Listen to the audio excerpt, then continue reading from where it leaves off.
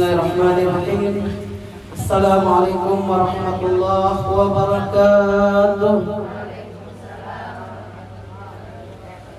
Alhamdulillah, Allahumma salli wa sallim wa barik ala Sayyidina Muhammad wa ala alihi wa sahbihi ajma'in, amma ba'du. Yang sangat kita hormati, sayangi dan muliakan ibu kita pimpinan Majelis Ta'lim An-Nisa, ibu-ibu syara'ib yang kami hormati dan muliakan, ibu-ibu serta anak-anakku sekalian yang sama-sama dirahmati oleh Allah Subhanahu wa ta'ala. Alhamdulillah, pada 20 hari yang terakhir di bulan Rabiul Awal tahun 1446 Hijriah ini, kembali kita bersua pada acara rutinitas kita setiap sore Kamis.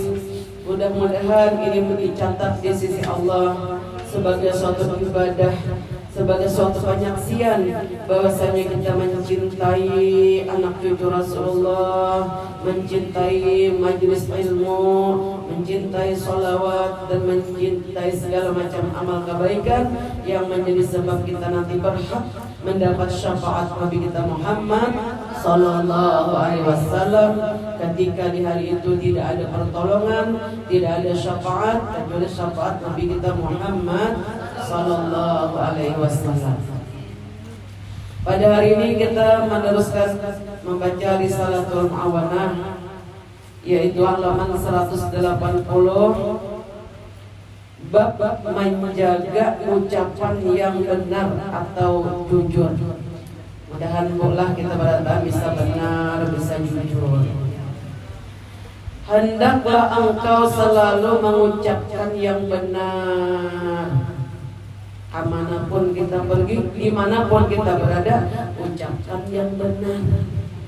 Jangan kita menuruti kebanyakan manusia yang tidak punya ilmu agama, asal omong. Sebab semua omongan kita ini akan dipertanggungjawabkan di hari kiamat. Nah, dan kita akan malu nanti ketika membaca surat Al-Ammah, ternyata ucapan kita kada benar, kada jujur. Kemudian ujar beliau pula, jujur serta memenuhi janji-janji. Amun kita ini ada berjanji, misalnya kita minjam duit atau berhutang, berjanji kena bayar, kena bulan depan dibayari bujuran. Andai kita kada membayari, datang kita minta maaf, aku belum mau membayari, berhubung ini dan itu, tapi adanya pengancangan yang jaga dibayar, jangan kita begini bersembunyi. Nah itu kada dibenarkan seperti itu. Apalagi kita hutang banyak, tulak umrah, tapi kada ada enak kayak itu isi. Tulak umrah itu hukumnya wajib bagi orang yang mampu. Kalau kita bisa hutang banyak, wajibnya bayar hutang dulu. Nah, ada wajib kita berumrah. Apalagi sudah pernah berumrah, kalau kita tulak umrah pada hutang kada dibayar, ibadah umrah tadi kada berpahala. Nah, kadang-kadang menjadi dosa apabila orang yang kita hutang tadi kada merelakan, bukan berpahala, malah jadi dosa. Maka dianjurkan dengan sangat oleh Sayyiduna As-Sayyid Habib Abdullah Al-Haddad supaya janji kita memenuhi janji-janji kebaikan. Amun janji keburukan jangan buat. Karena janji itu bela bulikannya awas menjaga. Nah itu batalakan. Karena janji yang kada benar. Jujur aja menjaga hendak memberi duit, mula kada menjaga cagar mula dosa. Dan ujar sirin karena melanggar akad perjanjian atau menyalahi ucapan janji, termasuk di antara tanda-tanda kemunafikan. Jadi bila berjanji kada mengingkari, hanya kada mendapati, itu tanda orang munafik. Innal munafiqina, sesungguhnya orang munafik itu ujar Allah akan berada di bawah neraka jahanam yang paling bawah. Alhamdulillah ini. Nah, jadi kita sadar bahwa kita selama ini benar apa kata. Tanda kemunafikan ini dijelaskan oleh baginda Rasulullah sallallahu alaihi wasallam. Ayatul munafiqi salasun idza hadasa kadzab. Tanda orang yang cagar masuk neraka, orang-orang munafik di kerak neraka yang paling bawah, idza hadasa kadzab. Bilanya ngomong suka bohong. Nauzubillah, ngomong suka bohong. Atau melakukan sesuatu bisa bohong. Itu tanda kemunafikan. Biasakanlah Nabi berkata benar, berbuat jujur, sebab kejujuran, kebenaran tadi membawa kepada kebaikan. Kebaikan itu membawa masuk surga. Amin. Jauhilah wajah Nabi berdusta, karena dusta itu membawa kepada kejahatan. Kejahatan itu menarik seseorang ke dalam neraka. Nah, kemudian yang kedua, wa idza wa'ada akhlafa. Tanda orang munafik yang kedua, apabila ia berjanji, ia ingkarinya janji tadi. Macam-macam aja janji kebaik, janji yang bagus-bagus nih. Makanya kada menepati janji tadi. Wa idza tumina khana, apabila ia dipercaya. Misalnya orang bertitip duit na jurang sampaikan duit kulang si anu sekalinya datangnya tapi separuh sudah korteng. Nauzubillah, amin. Jangan sampai nih. Itu tanda orang munafik yang wajib ditaubati. Wa idza tumina khana, apabila ia dipercaya orang, diamanahi orang, lalu ingkar. Misalnya buai kita nih, andai merancang kalau jarikan kita nih, kita bertitip apakah bapada gitu. Atau orang mambil lupa baca, kita mambil lupa bacain. Nah, lalu orang menjulung kain, sisa kainnya itu yang diambil. Itu berat karena di hari kiamat ambil sisa kainnya tadi. Mun guntingannya kada kali ambil, kenapa ngulun mun ganal tenang. Jadi mau hendakin pintanya, nah ini baju kami nih, nah ini ada pakaian bolehlah aku mintanya. Kodenya hanya diambil. Bila kita tinggal sengaja kesan ulah macam-macam, nah itu sama dengan mencuri. Sesungguhnya Nabi demi Allah, Nabi yang jiwaku dalam kekuasaan Allah. Siapa yang mengambil hak orang lain, dia akan datang di hari kiamat memikul benda yang kecil tadi dibesarkan berat di lehernya. Hendak memulihkan di hari kiamat.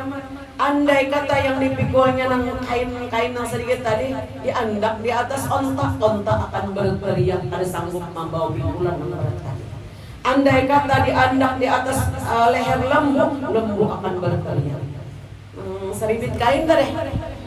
Andai kata aja Nabi itu dibaratakan karena dari kiamatnya memikul di lehernya. Andai kata barang orang yang kita ambil tadi diletakkan di atas kambing akan mengambil sehabis-habis suara. Nauzubillah, amin. Nah, jadi kita ini pula gawian kita ini banyak buah yang bisa tak ambil hak orang tenang. Nah, kalau kita ini berjualan misalnya, berjualan piring ini cacat, jangan ditutup-tutup. Ini buah piringnya cacat. Nang kada cacatnya harganya 5.000 sebuah. Nang cacatnya mungkin hapunnya 2.500. Jangan kita tutupi. Bila kita tutupi itu hanya khianat. Laisa minna, jangan bukan termasuk golongan umat kami orang yang suka berkhianat. Nauzubillah min. Tapi kenapa kue umat pulang? Kemudian ibu-ibu yang ulun muliakan, jangan sampai kita berkhianat. Hal balagtu jangan bukankah sudah aku sampaikan? Bukankah sudah aku sampaikan sampai 3 kali berturut-turut. Ulun bisi kawan dulu, bilangnya manukar jilbab, nukar kain hari itu kan nukar jilbab bolah seorang kalau bolah pamulaan deh kadang pengurangan yang bagus-bagus kayak kita pakai tulak ke pasar, ulun mengiringi ulunnya. Ulun jangan nukar jilbab jadinya semeter, jadi ulun mohon maaf ya ulun tarik anunya sedikit benangnya tuh tarik biar ukur semeter ulun tarik karena jilbab ulun jadinya perot ulun kan senukar jilbab jadinya aman jual ini memerotakan set kurang dari semeter. Nah sengaja jadi ulun kan pernah jadinya kayak itu. Nah itu nang menukar nang nyelamatakan lawan nang membeli. Nah jadi kita bujuk-bujuk jangan sampai ambil hak orang lain. Telah meninggal seorang laki-laki di zaman Nabi Allah Isa, menangislah ibunya di kuburannya. Kuburan anak menangis, maminya raung-raung. Lewat Nabi Isa, Nabi Isa ini diberi mukjizat bisa menghidupkan orang yang sudah mati. Wahai perempuan, ya Nabi Isa, bersabarlah engkau dengan qada dan qadar Allah, jangan berteriak-teriak. Ada terima dengan anak tadi meninggal di kuburan. Nyamannya ikam nyarkai di sana bang. Merasa ikam sakitnya menyumpahi lah Nabi Isa. Digawi orang, ikam tahu lah ikam sumpahi tadi deh ikam manu tadi itu Nabi Allah Isa. Lo ketakutan menyasahi lo Nabi Isa. Wahai Nabi Allah Isa, ulun kada tahu bang pada pian nama nagun ulun tadi. Ulun minta ampun, ya Nabi Isa mampuni kenapa bang. Lalu Nabi Isa kan hendak melihatkah anak ikam nahnya di kuburan tentu nasibnya dalam kubur. Hendak ulun melihat ya. Lalu jadi dengan nama Allah, wahai mana kuburnya aja Nabi Isa. Nih jangan ulun hadapi ini nah. Menangis masa bangkak salah tunjuk. Tak salah tunjuk kuburannya tujang. Dengan nama Allah aja Nabi Isa, wahai kubur terbelah lama. Kebuka kubur tadi. Berdiri seorang laki-laki yang sudah hitam pekat, hangit terbakar. Ujar si laki-laki tadi, siapa pian kiamatkah dunia? Ya laki-laki nang awak hangit tadi, tinggi besar orangnya hitam pekat. Siapa pian? Ujar Nabi Isa, aku Nabi Allah Isa. Kiamatkah dunia? Ada aja Nabi Isa. Jadi asyhadu an la ilaha illallah wa anna Isa Rasulullah. Orang kafir tadinya. Aku jadinya bersaksi tidak ada Tuhan kecuali Allah. Pian Nabi Isa adalah Rasul Allah. Bujur kaja Nabi Isa nih anak ikat lain ya, tinggi banget ini aja lain, tua pulang lain, salah tunjuk ulun. Wahai pangunuh kubur sendiri menutup lantak kembali. Supaya kubur hati ya pulang tadi kembali yang kepada keadaanmu semula meninggal tertutup pulang kubur. Nang ianya nang mana ini aja salah tunjuk nang ini nang ianya. Nah, lalu Nabi Isa nih ucap wahai penghuni kubur, wahai bumi menyimpan akan mayat si anak perempuan ini terbelah terbuka dengan nama Allah terbelah. Sekalinya anak-anak tuh tadi lagi disiksa. Nah, jadi awak nih hangit-hangit juga habis disiksa orang. Nih nang ikan lain sapuja. Pina awak hangit-hangit nih. Takoni aja Nabi Isa. Siapa anak siapa? Ulun anak perempuan nang digapian tuh ya. Abah ikam siapa? Menyambat ke abah. Nah anak ikam kalau aja Nabi Isa. Kenapa ikam menang dipukuli orang? Uja anak ulun ini seumuran mah kada pernah mencuri hak orang lain. Kecuali suatu hari ulun mengambil upah, mengangkatakan kayu bakar orang. Bahari kan kada dapang kompor bagas tuh. Ingat labian bahari tahun 80-an. Masih bak kayu di sini di Kalayang tuh agennya kayu nukar. Sababat nukar seikan. Nah dahulu ujarnya ulun dahulu wahai ibuku ambil upah mengatakan kayu bakar orang. Lalu ulun kesulitan habis makan, diambil sehalus bilah korek api lalu ditusukkan ke gigi.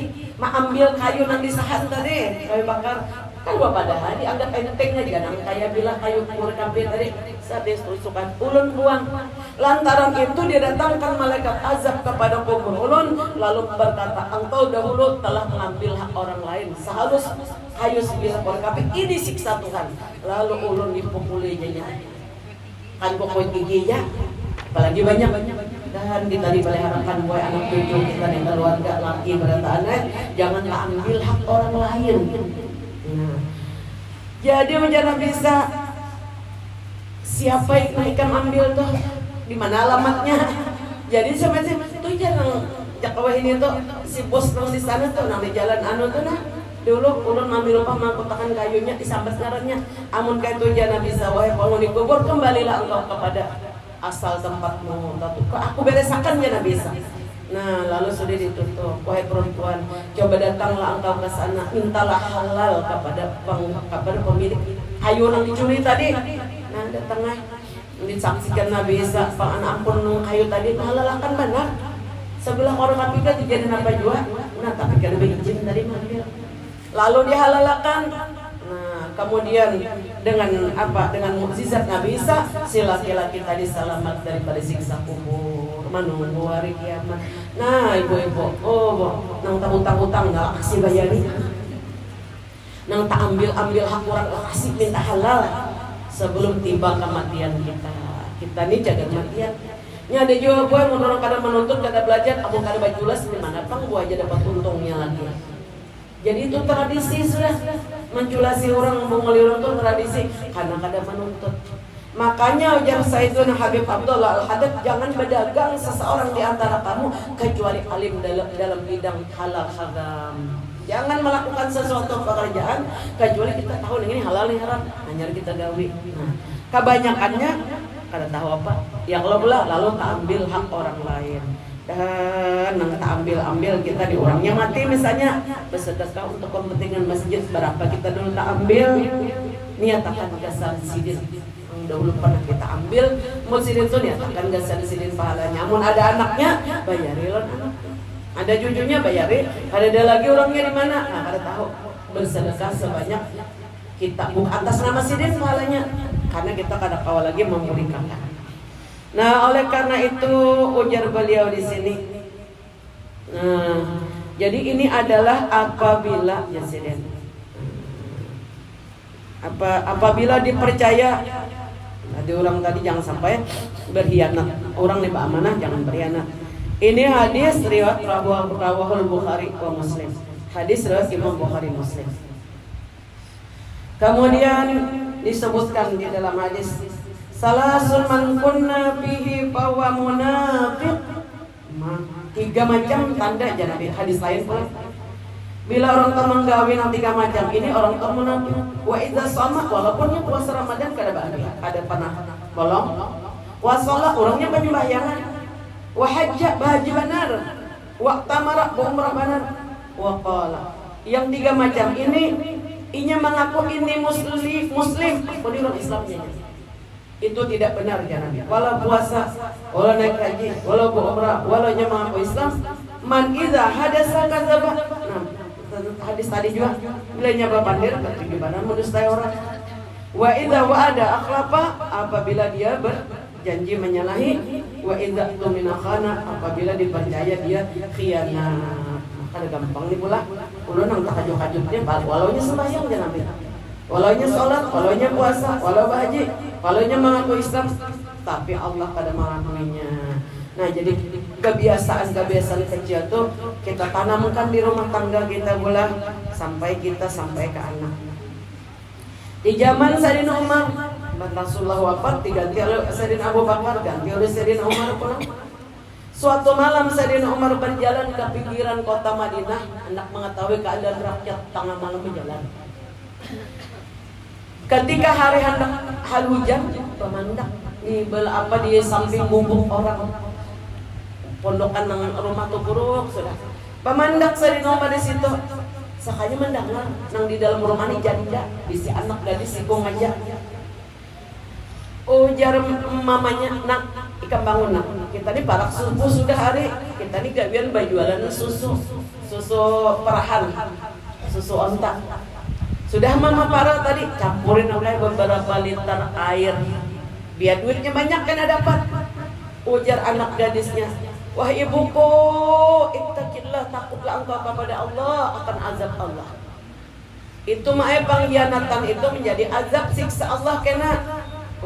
Bukankah wah ibuku, Sayyidina Umar sudah pengumuman, Khalifah pengumuman, apabila ketahuan orang mencampur air murni dicampur dengan banyu, anak kalau belah ya anak tuh, kita akan dihukum.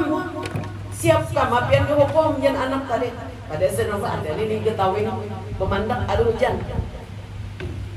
Oh, jadi ibunya Sayyidina Umar itu di kota Madinah, kita dengar ini di gurun Sahara nang jauh, kada tahu juga sih den pasar kita di sini juga, kada ke Madinah itu juga pasarnya, kada tahu juga sih den akeh supaya banyak duitnya.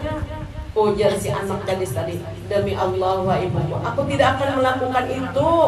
Wah ibuku, walaupun Sayyidina Umar tidak mengetahui, tapi Allah mengetahui perbuatan khianat ini, dan aku tidak akan pernah melakukan, dan aku tidak mengizinkan ibu untuk melakukan pengkhianatan untuk selama-lamanya.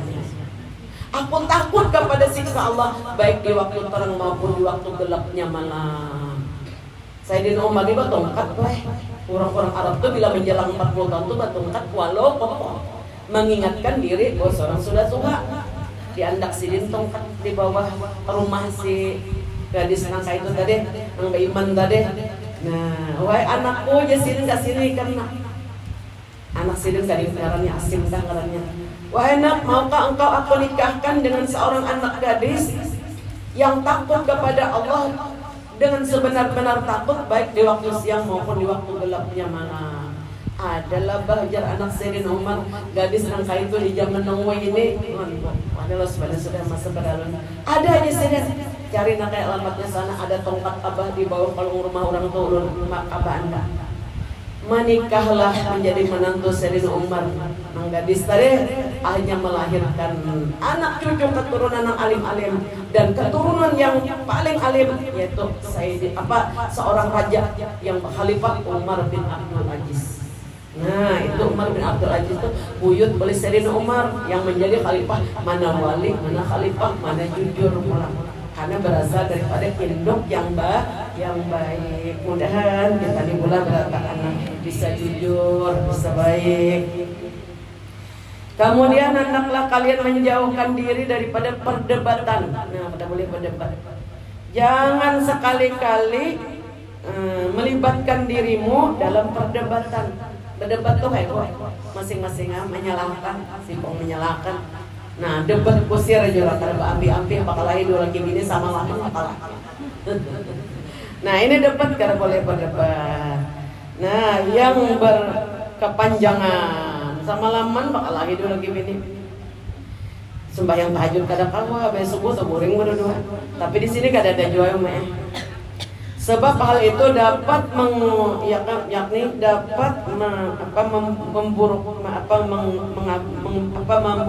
hati, mengobarkan emosi di dalam hati. Dapat jadi mengobarkan emosi yang ada di dalam hati. Jadi Rasulullah SAW ada suka dengan orang yang suka berdebat. Sungguhnya Nabi orang yang suka berdebat itu tidak akan mendapat syafaat dan tidak bisa memberi syafaat. Nah, jadi Rasulullah kada pernah berdebat dalam rumah tangga buat ujar Sayyidah Aisyah bila Rasulullah marah kada ketahuan. Nang kayak apa aja keluarga nih ucapan nang kada pas sidin kada ketahuan. Hanya muka aja yang merah. Suatu hari Nabi kita dihadang oleh seorang Badui. Berapa gunungan tuh kada tahu diadap oleh bahari itu. Ujarnya, wahai Nabi Muhammad, di kampung kami itu limbah mengucap 2 kalimat syahadat miskinan barataan. Ulun minta duit. Hebatnya pemandiran dia kada tahu diadap lalu. Bila pian kada memberi duit, ulun kembali kafir. Nah, kayak itu orang Badui tadi. Sayyidina Umar nih ada mendampingi Nabi. Ujar Nabi, aku nih kada berduit. Ikan Umar adalah bisi duit. Ulun ada aja bisi korma aja Sayyidina Umar. Kamu bari korma aja lah ajar Nabi. Aku ajar Sayyidina korma bari akan kepian ada beberapa ukiah tahu juga bakul dua ukiah 2 bakul. Kamu bari korma aja enggak aja. Duit.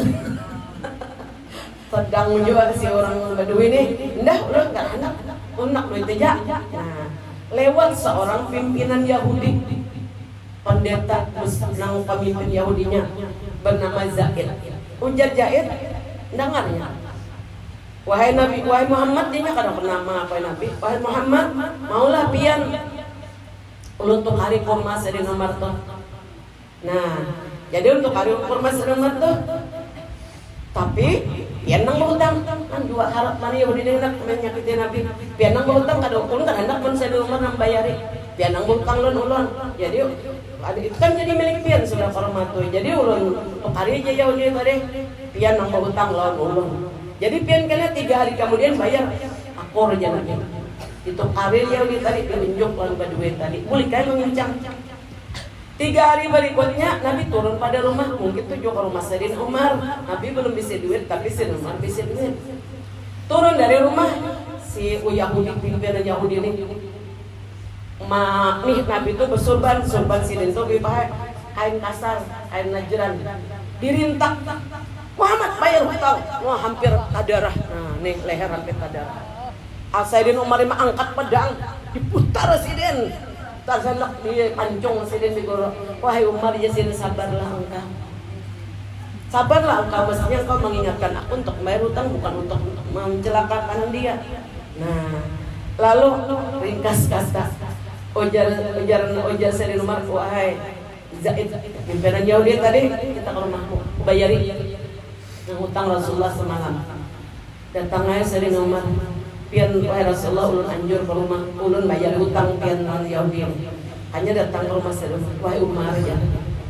Sesungguhnya aku ini pimpinan Yahudi. Tanda-tanda kerasulan itu seluruhnya ada tersebut di dalam kitab Taurat, Zabur dan Injil yang asli.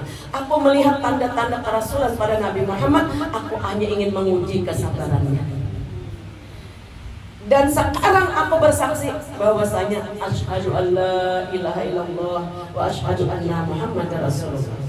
Tidak ada seorang nabi pun melainkan penyantun dan penyabar dan lemah lembut, dan itu pasti sudah aku saksikan. Nah, masuk Islam si Yahudi tadi masuk Islam. Imbah itu ada sabar juga minta maaf loh Nabi. Buka-buka ke rumah Nabi si Zaid pimpinan Yahudi tadi. Wahai Rasulullah, ulun minta maaf, ulun menguji kesabaran pian aja. Ulun ini pemimpin Yahudi dan ulun ini sudah tahu bahwa tanda-tanda kerasulan itu nampak di dalam diri pian seluruhnya, kecuali kesabaran pian itu sudah nampak di mata Allah. Masuk Islam, pada banyak pak anak buahnya juga masuk Islam. Subhanallah. Tidak ada seorang wali pun daripada wali Allah Ta'ala pasti kada ketujuh berdebat, penyabar, penyantun. Hendak kabur jadi orang yang dikasih Allah. Nah, bertobat kita hampir pula berdebat kita. Ini aja dulu, mudah-mudahan besar manfaatnya lawan kita. Jangan berdebat. Mudahan kau mengikuti Nabi walaupun sedikit, tapi yang sedikit akan menjadi mungkin pahalanya. Assalamualaikum warahmatullahi wabarakatuh.